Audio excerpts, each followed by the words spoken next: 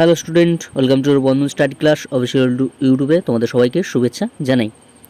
তোমরা যারা BA fifth সেমিস্টারে পড়ছো, ক্যালকাটা ইউনিভার্সিটি আন্ডারে তোমাদের যাদের হিস্ট্রি ডিএসসি A2 আছে, মানে সাম এক্সপেক্ট অফ ইউরোপিয়ান হিস্ট্রি 1780 থেকে 1945, তোমাদের যাদের হিস্ট্রি ডিএসসি A2 আছে।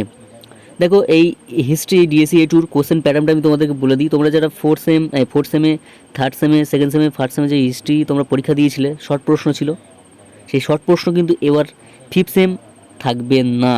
অল টোটাল তোমাদের বড় প্রশ্নে পরীক্ষা দিতে হবে। কোশ্চেন প্যাটার্নটা তোমাদের বলে দিই। একটি 10 মার্কসের প্রশ্ন করতে হবে, দুটো 20 মার্কসের প্রশ্ন করতে হবে, আর 3টি 5 মার্কসের প্রশ্ন করতে হবে। টোটাল 15 মার্কসের পরীক্ষা তোমাদের দিতে হবে হিস্ট্রিতে। কোনো শর্ট প্রশ্ন থাকবে না, ঠিক আছে? হ্যাঁ, তো এখন থেকে কী কী প্রশ্ন তোমরা পড়বে খাতায় নোট করে শুরু করে দাও। এখন থেকে পড়া, তোমাদের জানুয়ারি ফেব্রুয়ারির দিকে পরীক্ষা স্টার্ট হবে, ঠিক আছে? এখন থেকে প্রশ্নগুলি দিচ্ছি, সেগুলিকে নোট করে এখন থেকে পড়া শুরু করে দাও। তো চলো ভিডিওকে শুরু করা যাক। শুরু করার আগে চ্যানেলের জন্য নতুন চ্যানেলটিকে সাবস্ক্রাইব করে আমাদের পাশে থেকো। এবং এই যে কোশ্চেনগুলো নিয়ে আলোচনা করছি আজ বলে দেবো, খুবই খুবই ইম্পর্টেন্ট, ঠিক আছে? তো দেখো, BA fifth semester history DSC A2 some expect of European history 1780 থেকে 1945, সাজেশন 2024 তোমরা এক্সাম দেবে, ঠিক আছে? পুরো 100% কমন। এটা আমি বলবো না, কোনো দিন আমি বলি না, খাতায় লিখে রাখি, এমনি জাস্ট লিখি, ঠিক আছে? দেখো দেখো কী কী প্রশ্ন আলোচনা করবো। 10 and 20 মার্কসের প্রশ্নগুলি নিয়ে আলোচনা করবো আজকের এই ভিডিওর মাধ্যমে, ঠিক আছে? ফার্স্ট 1 নম্বর প্রশ্ন 10 and 20 মার্কসের জন্য। 1 নম্বর প্রশ্ন, ইংল্যান্ডের শিল্প বিপ্লব প্রথম শুরু হয়েছিল কেন? অত্যন্ত গুরুত্বপূর্ণ 10 মার্কসের প্রশ্ন বা 20 মার্কসের প্রশ্ন ঘুরিয়ে 10 মার্কসে বা 20 মার্কসে দিতে পারে। যে প্রশ্নগুলি নিয়ে আলোচনা করছি এটা 10 and 20 মার্কসের জন্য, ঠিক আছে? 2 নম্বর প্রশ্ন কী বলছে, জার্মানিতে নাৎসিবাদের উত্থানের কারণগুলি বিশ্লেষণ করে, অত্যন্ত গুরুত্বপূর্ণ। 3 নম্বর প্রশ্ন, ইতালি ঐক্য আন্দোলনের সম্পর্কে একটি প্রবন্ধ লেখো, অত্যন্ত গুরুত্বপূর্ণ, সবকটা স্টার।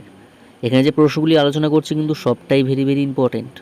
4 নম্বর প্রশ্ন, ফ্রান্সের ইতিহাসে সাম্রাজ্য রাজতন্ত্রের রাজতত্ত্বের গুরুত্ব কী? অত্যন্ত গুরুত্বপূর্ণ। নেক্সট প্রশ্ন তোমাদের 5 নম্বর, ফরাসি সংবিধানের সভা কৃতিত্ব সীমাবদ্ধতা আলোচনা করো, অত্যন্ত গুরুত্বপূর্ণ। 6 নম্বর প্রশ্ন, 1871 থেকে 1914 পর্যন্ত সময়কালকে কি সাম্রাজ্যবাদের যুগ হিসেবে অভিহিত করা হয়? অত্যন্ত গুরুত্বপূর্ণ।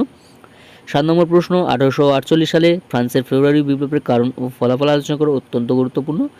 8 নম্বর প্রশ্ন, মহাদেশীয় অবরোধ প্রথা কীভাবে নেপোলিয়নের পতন ত্বরান্বিত করেছিল? অত্যন্ত গুরুত্বপূর্ণ।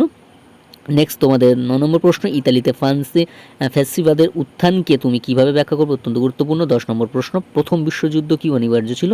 এই যুদ্ধে জার্মানির দায়িত্ব কতখানি ছিল? অত্যন্ত গুরুত্বপূর্ণ। নেক্সট তোমাদের 11 নম্বর প্রশ্ন, দ্বিতীয় বিশ্বযুদ্ধের জন্য হিটলারের পররাষ্ট্রনীতি কতটা দায়ী ছিল? তোমার ভাষায় লেখো। 12 নম্বর প্রশ্ন, লাস্ট প্রশ্ন, দ্বিতীয় বিশ্বযুদ্ধের কারণ ও ফলাফলগুলি আলোচনা করো, অত্যন্ত গুরুত্বপূর্ণ। এই যে প্রশ্ন 12টি প্রশ্ন তোমাদের আলোচনা করলাম, ঠিক আছে? এখন থেকে 12টি প্রশ্ন করো। এই প্রশ্নগুলি থেকেই আমি শর্ট করে দেবো, কিন্তু এই প্রশ্নগুলিই থাকবে।